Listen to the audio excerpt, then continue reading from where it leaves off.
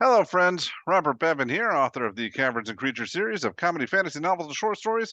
With me is Sam West, and today we're breaking down our picks for the top 5 and one worst level 1 ranger spells.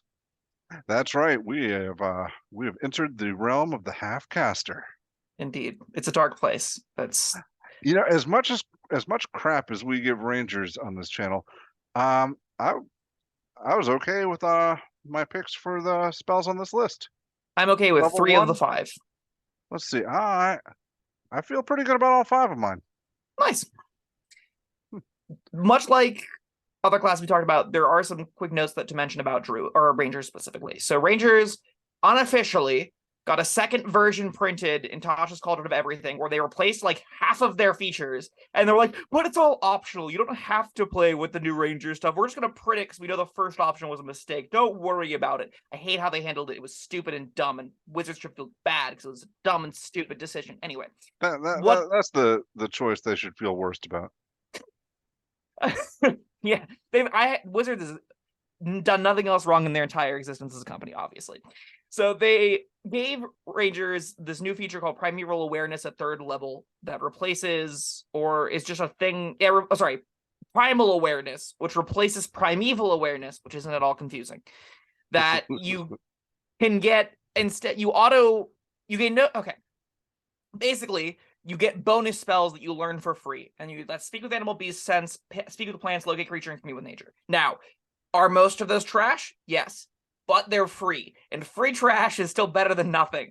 So it's just a nice little amendment that Rangers get, where like, okay, they get a little bit of extra spells, a little bit extra speak with animals, a little bit extra beast sense. Those are both fine little utility things you'd expect with all these. And additionally, they can cast them all once without expending a spell slot. So even locate creature, which I think is, it's been the worst on multiple of these lists. When you get it once for free, fine, sure, whatever. Rangers need all the help they can get. So, that's just a consideration. You're probably not going to hear us talk about any of those 5 because they get them all once for free. Beyond that, Rangers are typically ranged characters that use bows and whatnot. That can be melee ranged, though. So concentration is going to be a little bit of an interesting mechanic to touch on. And beyond that, we can just kind of dive into it, I think, right? Yeah, I'm ready. What do you got? Caveat, like we say every time, Sam picks his in order from best to least best, top 5. I don't order them. I just, whatever looks cool. I don't need that kind of responsibility. That's fair. Also, I forgot Rangers learn their spells, which makes it tough to take more than the best of these because you only get like 4. So it's difficult to try out new things. So, second level Rangers with 2 spells known. What should you take? My top 5. I'm going to start bottom top. I've been doing top to bottom a lot, and I feel like I'm getting the exciting stuff over with too quickly. I want to start with the spells that are a little bit more, just a little bit more interesting. We'll get to the real good stuff later. My number 5 is Goodberry. I think Goodberry is stellar. Yeah, Goodberry definitely made my list. It is the only healing spell you need on a Ranger. Yeah, what are your other options? You just got Cure Wounds. Yeah, Goodberry it is. Exactly. Oftentimes what you do with a Goodberry is you give it to something that isn't you, and it spends its actions feeding them to get people off 0 instead. So like a familiar, or a summon beast, or a Beastmaster companion, or a Drake companion. And Rangers get a lot of little buddies running around and helping you out. Goodberry is a great place to put those. You don't even need that. You give them out to the party. Yeah, everyone gets 2, and then you're good to go. If anyone goes down, someone within reach can put a berry in their mouth, and they're good to go. Yeah, it's like an easy way to make mini healing potions. Indeed. It's often useful just to have a bunch of these on hand. 24 hours means you can cast this before a long rest and get your spell slot after the long rest. That's a great little upgrade. So even if your DM is being a little bit of a stickler and not letting you feed these unconscious creatures, which is weird, healing is hard enough. You can still get a bunch of free bonus hit points out of this, which is pretty great for. All right, yes. Goodberry definitely made my list. What else did? If you can dodge the number 1, I'd love for you to. If you do what? If you can dodge what my number 1 is, that'd be great. Well, that's we are thinking alike today. That's what I had in mind. Okay. I've got the one I think is probably going to be your number 1, so I'm not going to say that. All right, hit me with it. What else Instead, you got? I'll say Ensnaring Strike. Ensnaring Strike was close, but did not make my list. Didn't make your list. Okay. Now you said you only felt good about 3 of your list. Yep. And Ensnaring Strike fell behind the 2 you didn't feel as good about. Yeah, I didn't feel great about Goodberry because it's a lot worse than Healing Word. Oh. Well, yeah, but I mean, it's what you got. Yeah. What you got doesn't necessarily mean it's good. All right, yeah. I think it is good though. Like, going back to Goodberry, it's like Healing Word that you don't have to use immediately. Like it always takes an action. It always takes somebody's action. Yeah, that's true. But that is a downside. But it's versatile. It is very versatile. That's definitely what it's got going for it. Okay. All right. We've talked about Goodberry. On to Ensnaring Strike. I chose this because it's let me see, what does it do? All right. You're already hitting somebody, so you're doing some damage. This doesn't do any damage in and of itself. Not the first time. Yeah, so if it fails the save, it's restrained. It'll take the d6 damage at the start of its turn, and then it can try and break free after that to avoid future damage. So it's something. It doesn't necessarily do damage, but you are doing damage because you hit with your attack, and and it has a restraint. Yeah, that's first level. That's good enough for me. I definitely like this more on characters with bows than in melee range. I think if you're in melee range with it, you're a little bit less interested in locking things down. But if you're ever like a ranger with a longbow doing the sharpshooter stuff, right? Even without doing the sharpshooter stuff, you just be like, Ensnaring Strike, bonus action, fire off an arrow, lock that one thing down, and then turn my fire onto something else while that just deals with being restrained.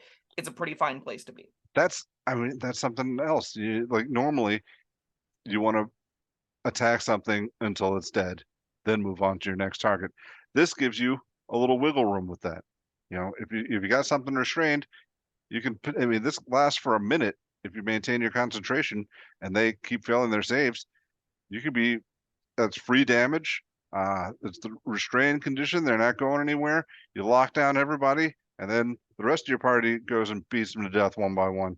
This is one of those rare instances where it's a spell where if you can get 2 or 3d6 damage out of it, you're really happy with that damage. Because like you said, it comes with an attack roll, really. You don't need to get more than 2 failed saves out of this for you to be like, yeah, that was great. If you do get just 1 failed save out of this, it's still like a fine save or die where it's like, okay, it got restrained for a round, it needed to take actions to get out of that. That's entirely reasonable for just my bonus action, one of my attacks. It's a lot of neat little flexibility options in here.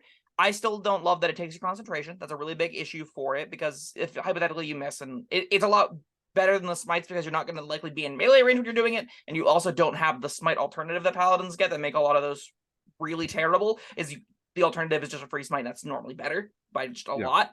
You don't have that opportunity on rangers, so having a option on ranger to do an interesting kind of snaring smite like ability is reasonable. I don't think I'm ever taking it early. Maybe if I'm like very high level and don't love my 3rd level options, I stick Ensnaring Strike on there because it's cheap and easy. I can see that happening. I like it. I think it's a lot of fun to play with. I agree that it's definitely really fun to play with. I think if you want to do the like Ensnaring Nature Warden kind of style, this is great. You can even just like reflavor it. They're trick arrows. That's a really easy way and cute way to have a good Hawkeye style time. It's a neat little spell. All right, now, turning it into Hawkeye makes it less fun for me. Sorry. All right. I know you hate Marvel and everything Marvel and superheroes are just exhausting you. Yes, they're exhausting me. I don't hate, but Hawkeye in particular. He's kind of dumb. Yeah.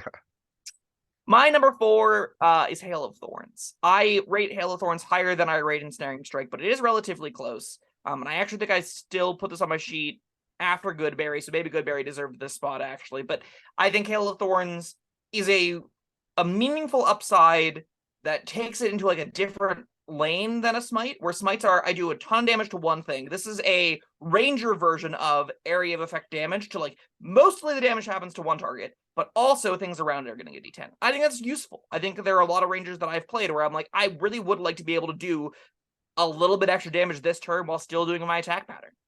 Yeah, it did not make my list, mostly because I'd forgotten what it does. That's fair. 5 foot range of it normally is hitting 2 to 3 things at best. If it's ever hitting 3, you're really happy with it. If it's hitting less than 3, you're not happy with it. So you do really want to get at least like 3 things with this for it to matter. Concentration also is a consideration, right? This is something that we're gonna see later is gonna be more of an issue. Honestly, yeah, okay. We'll do a on the fly change. This will be my number 5. Goodberry can be my number 4. Just because concentration is a little bit of an issue for things we're gonna talk about soon. This is why I don't order mine. That's fair. It's complicated and messy, and we learn things as we talk, Yeah, we do. I think Yeah, it's fine, yeah, fine. But it's having just read through the spell description again, yeah, stand by my pick. This just isn't the same kind of fun for me that Ensnaring Strike is. Sure. Like damage and cool effect is what I like. I really like that Ensnaring Strike. If it passes the save, nothing bonus happens. Even if they pass the Hail of Thorns, everything's taking at least half. So Yeah. even if everything passes, it does a lot more than an Ensnaring Strike that the misses does, right? And I like that floor a lot more. Sure. All right. Let me look at my list again. All right. I'm gonna still try and avoid your number 1. Alongside Ensnaring Strike, I like Entangle. Entangle did not make my list either. Oh. I don't think Entangle is a very good ranger spell, is where I'm at. All right, why not? Because Entangle on a full caster is something you do early when it's cheap and you have people peppering it with arrows. If you're the person peppering things with arrows, I don't want to spend my action ever doing this. I want to shoot my bow. And that's where I'm like, oh, I don't really love spending an action on this area. Especially because you're not investing super heavily into wisdom, because you're definitely maximizing your dexterity as fast as you can. Your save isn't going to be that great. If you're ever playing a melee version of this kind of character, it's definitely mitigates your ability to engage with them. I don't think Entangle is incredible on rangers. It can still be fine if you want to play a character that's playing like the Trapper, right, where you're waiting up there and you start Entangle, everyone goes what, and then you just start shooting arrows. That can be fine. I think I would much rather lead with, I probably put this around Ensnaring Strike, whereas I would rather lead with an Ensnaring Strike, or I would rather Hail of Thorns and kill a bunch of things outright, and then we have a big advantage and everyone's jumping on them, and I don't necessarily care as much about the difficulty rate it's imposing. Yeah, all right. Well, I'm pretty much thinking the same thing I did with Ensnaring Strike. You're just like, it's cool. Yeah, lock down some people and then shoot them. You know? Sure. I don't want to spend my action. time locking them down. I just want to shoot them. Well, I don't mind spending a turn locking them down if it means I get to shoot them more eventually. It doesn't. It literally means you get to shoot them less because you're spending an action to lock them down. Yeah, but then it takes them longer to get to me, so I get more shots at them. We also should consider D&D isn't played in a vacuum, so there isn't just like an infinite line that you can run back from. And normally, if you're playing the ranged ranger, you're going to have a barbarian or a monk or a paladin or a fighter or some assembly of 2 or 3 other characters that are going to be stopping them getting to you anyway. Or somebody else laying down area of effect spells that I'm holding them in longer. Like Entangle's a classic support spell for that sort of thing. I definitely think if you're in a group that's doing big area of effect damage spells, especially in the upper tiers, this is a cheap way for you to contribute. And sometimes you need to contribute because you're like, well, I've stopped scaling that well, so I guess we're going to contribute to the giant 12d8 damage area zone by me throwing an Entangle in it, so things have to stay there a little bit longer. That's a meaningful contribution that you can consider in the upper tiers. Yeah, that's the sort of thing I think about when I pick spells like this. It's by no means terrible. It's just not where I typically reach whenever I want to play ranging. And also, I mean, I always talk about flavor. This has the Ranger Druid flavor in it. Yeah, definitely. Same with Ensnaring Strike, right? It's the roots and nature and grasping vines and poison ivies and stuff all ripping around and doing the nature warden / naturalist kind of thing. All right, what's your next pick? My number 3, Zephyr Strike. I think this is probably the best version of these spells that they've ever printed. It actually makes the concentration matter. So it's the bonus action to put it up, concentration for a minute. No attacks opportunity for that minute is great. It means you can navigate in and out of things. Once before the spell ends, you get advantage on the attack roll and do a bonus d8 damage with the hit. Your walking speed gets increased by 30 whenever you do that. This is just a really flexible little effect where you go, okay, I need a bonus right now to be where I want to be. I don't want to deal with navigating attacks opportunity. I want to make sure I'm not. This can feel like a bonus action dash for a bonus or for a single bonus action, right? It's like an expeditious retreat stable to it, a little bit of extra damage. all of the little elements of this, I think, add up to make it a very useful effect to have on a wide array of archetypes for Ranger. It's something that I would regularly find myself going, I'm glad I've Zephyr Strike on this sheet because I'm just out of range of melee, or because I'm, I need to get away from this thing and keep shooting it with arrows. I would much rather have this as a defensive option in case I get ambushed than have Entangle and go, crap, I have to get away from this thing first and then throw the Entangle and hope that it sticks, or I'm just locking myself next to it. So like you get to do a lot of little excellent things with it. It plays into the skirmisher archetype just really well. Yeah, see, I remember when we did the video on Zephyr Strike, and I brought all this up, and I thought you weren't that into it. It's all grown on me. It's like as a collective unit, there's a lot of little things happening here that I think are valuable. I like it too. In fact, this almost made my list. It felt like a lot of work to get it to do, to do it right. So I don't hate bonus action advantage, D8 extra damage. Like that's just fine, right? Yeah. But I don't know. Like I said before, I was just not as unimpressed with these first level options as I thought I was going to be, and I like my 5 picks and more. Zephyr Strike was in the and more category there. What I would definitely say, we have yet to talk about a spell where I wouldn't ever want to put that on a Ranger. All of these have been reasonable. All right. I'm not sure what spell that is. But I guess I'll go for my next pick. I chose Hunter's Mark. Hunter's Mark is my number 1. That's your number 1? Yep. Huh. All right. It is close, but I think you probably can call what my number 2 is. But I think Hunter's Mark it's just so important. Yeah, all right, we'll go for it. It's Hunter's Mark. I think you're a bigger fan of this than I am, but I think it's cool. But okay. Yeah. So as Rangers and Warlocks get this mechanic, which is the bonus action first level spell that has an enormous duration and it increases every instance of damage you deal by a d6.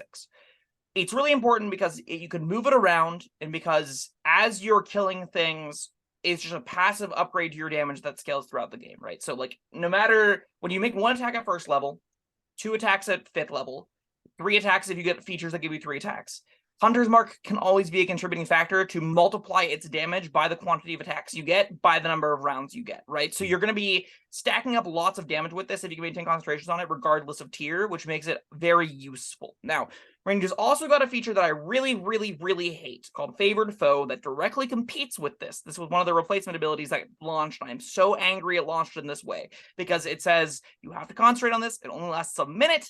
First time you have to already hit something, and then you can put a mark on it and takes a d4 damage by it. It directly competes with Hunter's Mark. Regularly, I have preferred to have Hunter's Mark up and spend spell slots on it because it has a longer duration, because it does good damage, because it just consistently goes on, okay, I got my longbow out. Bonus action, Mark, fire. If I get 5 attacks out with this thing before every concentration, I'm happy with that. And as a ranged character that's really good at skirmishing, that is not a high bar to me. All right, you know what else I like about this spell? What else? Conditionally, I like the upcasting. Yeah, me too. Yeah. If you have reason to believe that you're going to be able to maintain your concentration for a long time, I think this is like just free extra damage. Yeah, like at hypothetically 17th level, you can just say, before we long rest, I didn't burn my 5th level spell slot on Swift Quiver. Great, I'm going to have a Hunter's Mark tomorrow. And then you also have your 5th level spell slot after the rest. You got 16 hours post that, so you're good to go. That's just a fine little upside to have. It makes this quite usable, I think. I'm happy to spend a 3rd level spell slot for the 8-hour duration a lot of the time on Ranger. That seems fine. Yeah, I mean, especially a ranged Ranger, you're using your stealth and all that. It's conceivable that you might take a couple hits, but then you've got maybe you've got Resilient, maybe you've got Warcaster. I don't know about that. It is the other really great perk about it is even if it does go down as just constant, it's just a 1st level slot to get back up, right? So like even on the half casters, you get 4 of these. So you go, sometimes it lasts the whole duration, sometimes you get hit twice and I only got 2d6 damage out of the deal or 1d6 damage out of the deal. That's not the end of the world because I'll just throw it back up, get out of dodge, not have to worry about it. Or even like Zephyr Strike my way out. Great, now I switch back to Hunter's Mark and we're good to go again. Well, I was talking specifically about upcasting it. So yeah, that's a little bit more rough. You're gonna have fewer chances to reset this. Yeah. It still can definitely be the kind of thing where you're in a group that knows how they're playing front to back really well, and you're like, I'm taking maybe 2 hits per fight, if that. I can definitely keep my concentration up to the side. Yeah. Yeah, I think it's a cool spell. I think it's core to Ranger's play pattern. I would honestly recommend more so than any other spell that even with Favored Foe, I want this on my character sheet. I want this on my character sheet because it's better than Favored Foe, and it's better by a lot. It's a higher dice size, it's unconditional setup, it lasts way longer. Potentially. I mean, both can drop concentrations. Yeah, that's true. Which is so all right. Favored Foe's a stupid ability. I can't believe they printed it this way. Not important. I guess that was my turn. So are you at number 1 yet? My number 2 is Absorb Elements. Oh, number 2, right. All right, yeah, that's what I thought was going to be your number 1. Just because it's Absorb Elements. Yeah, Absorb Elements is great. It's worse than Shield and worse than Silvery Bars, but that's not saying anything bad about Absorb Elements. It's niche. I really like that Rangers like the damage bonus, right? This is the kind of thing where you go, I'm playing a skirmishing Ranger, I'm trying to defend my concentration, I take a bit of fire damage, I like to have my concentration not go down, so I'll Absorb Elements this, and then my next shot does a bonus d6 damage. Yeah. Sick. Like, it keeps you alive, it defends your concentration a little bit, it resists a whole bunch of damage. You put this on frontline Rangers, which are a little bit, they're less common, but still very viable builds, and Absorb Elements on a frontline Ranger is great, because you're just like, okay, I am prepared for any kind of elemental fight. Any of these laundry list of resistances, I can pull out whatever I need to, get a little bit of bonus damage out of the deal. What's not to love? Yeah, that pretty much sums it up. I like that extra bit of text where they you get to dish out a little bit of that damage. I think what? No, go for it. I was gonna say I don't think that needed to be there, but I like that it is. I think it's important for the early tier for the non-half casters, for the full casters, just because it's like, okay, if I'm going to spend a first level spell slot on this, I need a little bit more than just resistance, because you're taking like 7 damage down to 3, and this is like, oh, I also get a d6. I did say you can shoot an arrow back. It doesn't have to be a melee attack, so that's very specifically. Oh, does it? Yes, it does say at the first time you hit with a melee attack on your next turn, it is bonus damage. So keep that in mind. But I still think it should deserve a number 2 slot. I still put this on ranged Rangers that want resistance to the damage. It's relevant. Yeah. All right. Well, you want to go over your list again? Hunter's Mark is number 1. Absorb Elements is number 2. Zephyr Strike is number 3. Hail of Thorns, Goodberry is number 4. Hail of Thorns is number 5. All right. And mine, in no particular order, I had Absorb Elements, Entangle, Ensnaring Strike, Goodberry, and Hunter's Mark. I like both these lists. Yeah. I think I'd be happy exchanging either of my bottom 2 with either of your 2 that I didn't pick. They'd be like, yeah, they're fine. All right. Now the fun part. What do we have the same pick for the worst? I don't know, because look, as satisfied as I was with the top spells on this list, there were some stinkers, and let's see. I'm looking for the spell list again. One of them stands out above the rest to me. Let me see if that's true, because Oh, all right. I'm going to say yes. We have the same one. Oh, no. I don't know. You don't know? I'll say yes. All right. What do you got? Beast Bond is the worst Ranger spell by a lot. I picked Snare. Snare's also trash, but Snare technically does something, and Beast Bond doesn't. Beast Bond actually lacks any relevant text. It's insane. Yeah.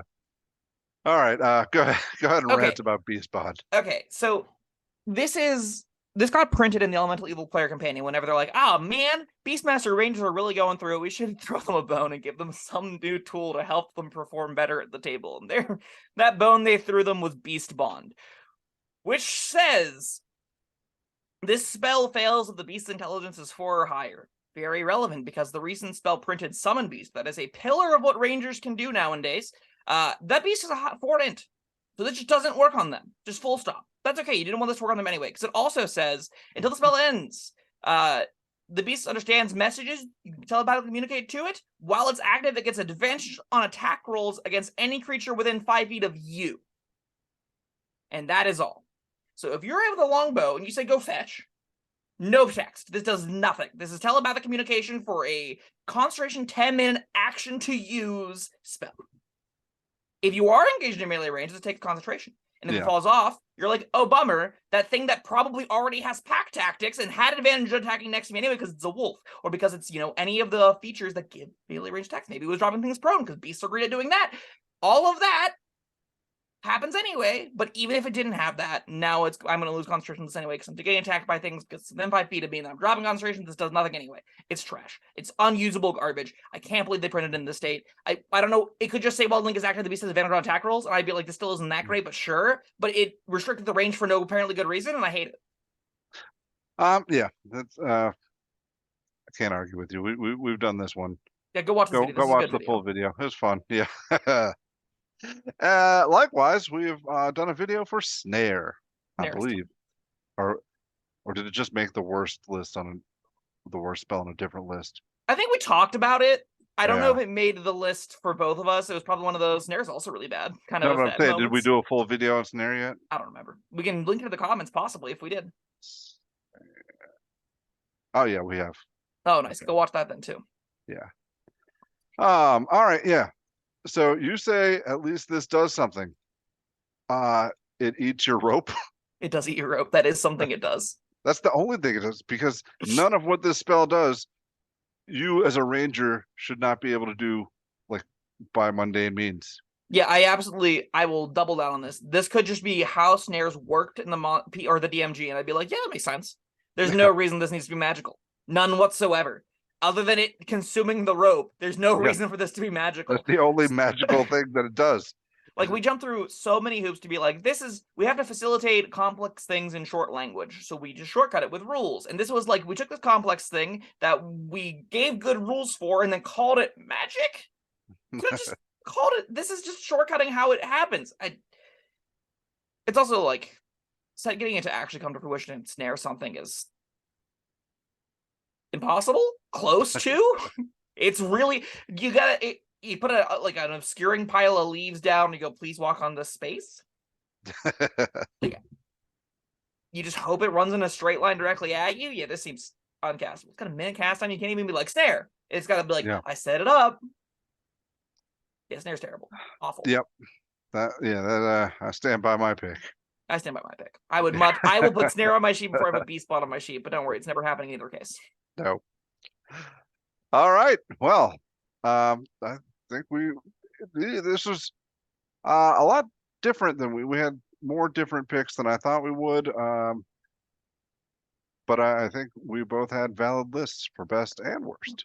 Normally, whenever we talk about, notably, Detect Magic didn't make the lists for either of us. That's because Rangers aren't ritual casters, which is a bummer. Yes, Just and something I to keep in actually, mind. I actually thought about that when choosing not to put it on the list. Proud of you. I was proud of myself. Thank you. Learning is occurring. Yeah, commenters down below, if you think like any of us are way off base, either of us with our picks, let us know in the comments what your top 5 picks are. What's something that, like, is Fog Cloud deserving up here? Honestly, it might be. Fog Cloud's a great spell. I did think about Fog Cloud as well. See that? I mean, like I said in the beginning, as much trash as we talk about Ranger spells, like the first level list is not so bad. The first level list feels good because it's cheap. That's what I like about them. And so that's where, like, even the damaging on hit effects don't feel that bad to me, because if I were to consider this is a martial maneuver, I'd be like, oh, this is automatically just fine. I would put this on any battle master ever. And I kind of consider them the same way. Where like these are Ranger's version of battle master maneuvers. And I'm pretty fine with those kinds of effects on them. All right. Well, that was our level 1 Ranger spells. Go back and look at all our other spell pick videos and all our other spell videos and all the other videos we do. There's a lot of videos. Watch our D&D movie review. It was a great time. Yeah, that was a great time. And like and subscribe and the bell button and all that, and have fun. We'll see you next time. Bye-bye. Thank you for watching. If you found this helpful, informative, or entertaining, I'd really appreciate it if you hit the like button below. You needn't smash it. A gentle tap will suffice. If you want to see more videos like this, subscribe to the channel. And make sure you check out the links in the description, where you'll find my Caverns and Creatures series of comedy fantasy novels, Sam's full review of the spell, and other fun things.